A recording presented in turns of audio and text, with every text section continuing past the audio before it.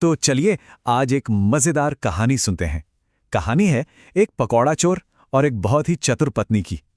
इस कहानी से ना हमें यह पता चलेगा कि कभी-कभी बड़ी-बड़ी मुश्किलें ताकत से नहीं बल्कि दिमाग से हल होती हैं। चलिए शुरू करते हैं।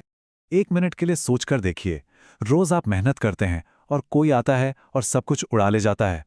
कैसा लगेगा? गुस्सा आएगा, फ्रस्ट्रेशन होगी, है ना? बस हमारी कहानी का जो हीरो है वो भी हर रोज इसी मुश्किल से गुजर रहा था। तो सबसे पहले जानते हैं कि आखिर ये रोज का चक्कर था क्या। एक ऐसा रहस्य जिसने एक मेहनती पकौड़े वाले की रातों की नींद हराम कर रखी थी। तो कहानी का हीरो कौन है? वो है एक कारीगर जिसके हाथ के पकोड़े, अरे वाह क्या कहने, मतलब पूरे गांव में खुशबू फैल जाती थी। लोग उसके पकोड़ों के स्वाद के दीवाने थे। लेकिन भाई, जहां अच्छी चीज होती है वहां कुछ ऐसे लोग भी तो होते ही हैं जो मजा तो लेना चाहते हैं पर पैसे नहीं देना चाहते। उनका तो सीधा हिसाब था, खाएंगे तो मुफ्त में, और इसके लिए वो किसी भी हद तक जाने को तैयार थे। और बस ये तो जैसे रोज की ही बात हो गई।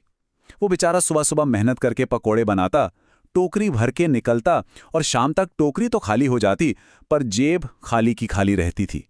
ये एक ऐसा राज था जो उसे समझ ही नहीं आ रहा था। तो सवाल यही था, आखिर ये हो कैसे रहा था? मतलब वो बंदा अपनी टोकरी से नजर तक नहीं हटाता था, फिर भी चोर हर बार उसे उल्लू बना जाते थे। तो उसने क्या किया इसे सुलझाने के लिए? चलिए देखते हैं। तो अब हमारा पकौड़े वाला सोचता है, बहुत हुआ, अब मैं खुद इस मामले को सुलझाऊंगा। पर क्या उसकी ये सीधी साधी सोच उन चालाक चोरों के आगे काम आएगी? तो उसका प्लान क्या था? बड़ा ही सिंपल।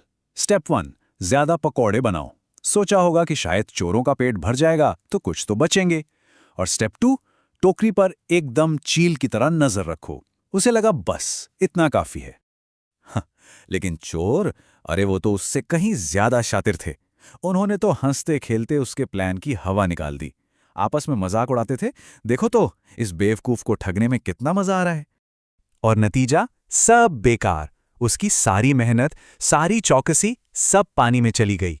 वो जितनी भी कोशिश करता, चोर उतना ही आसानी से उसे चकमा दे जाते। बेचारा हार के बैठ गया। अब जब कोई रास्ता नहीं सूझा तो उसके मुंह से बस यही निकला, अब मैं क्या करूं?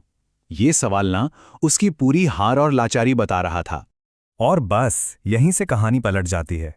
कहते हैं ना, जहां सारी उम्मीदें खत्म होती हैं वहीं से एक नई सोच की शुरुआत होती है।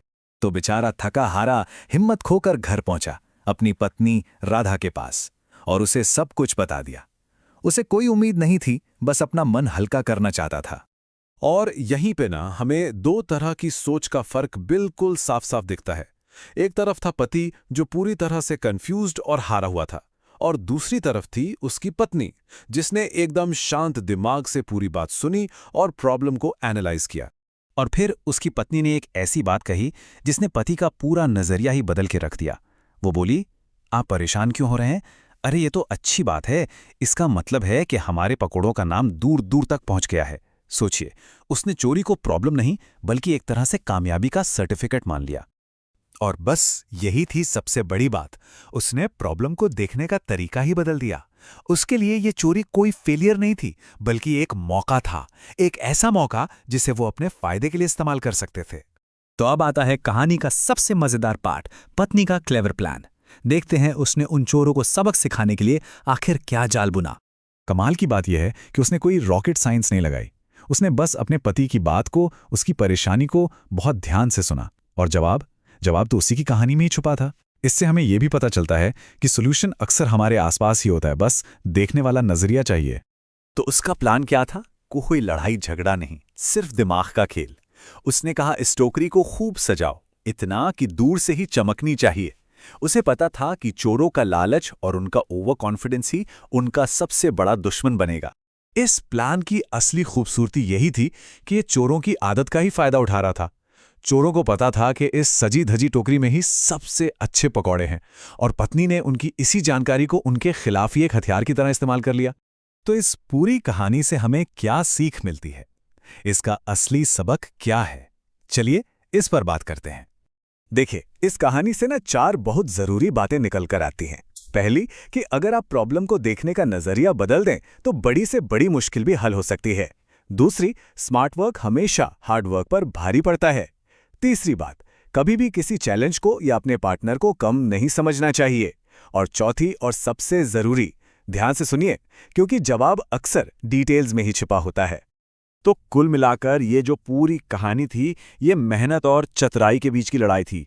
एक तरफ थी सीधी साधी मेहनत और दूसरी तरफ थी स्मार्ट थिंकिंग। और जैसा हमने देखा, जीत हमेशा स्मार्ट थिंकिंग की ही होती है। तो ये कहानी जाते जाते हमें एक बहुत ज़रूरी सवाल के साथ छोड़ जाती है कि असल में सबसे बड़ी ताकत क्या है, शरीर की ताकत या फिर वो तेज दिमाग जो किसी भी मुश्किल का हल निकाल सकता है। इस पर सोचिएगा ज़रूर।